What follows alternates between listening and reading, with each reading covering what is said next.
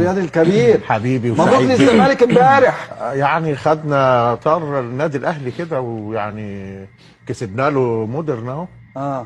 كان عامل ماتش مع مودرن صعب جدا، حسسني ان مودرن ده ريال مدريد مثلا. ايوه بس لكن الزمالك فرقه محترمه طبعا، لا بصراحه محدش يقدر ينكر. لا بس الزمالك خط وتعب الزمالك على فكره، كان مودرن ممكن يتعادل مع الزمالك. بس الزمالك مختلف، الاداء مختلف، هدف بدري وقال فينا لعيب كبير وجناح على مستوى عالي. وعندك وينج ليفت بقى عندك وينج ليفت كويس. وينج رايت كويس. لا الزمالك ثم تعادلت مع المقاولين ليه؟ ما كانوش بيلعبوا، ويبدو بس ان الامر ما مختلف. كانش لا وينج ليفت ولا وينج رايت. ما هو لعبت شوط اول، لعبت شوط اول بدون وينج ليفت ووينج رايت. يا استاذ مهيب، غلطه المدرب. اولا عايزين بس نعزل كابتن محمد الشناوي في وفاه والده. الله يرحمه. ثانيا الامر مختلط على الاستاذ عمرو الدرديري، لان هو تقريبا معتقد ان مودرن كسب الاهلي.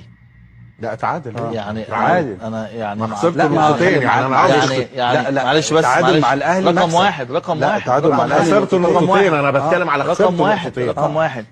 فيعني انا شايف ان الزمالك يعني ما فيش حاجه اسمها طار الاهلي او بتاع. داخل سخن عمرو. لا بالعكس، ده حاجه كويسه قوي.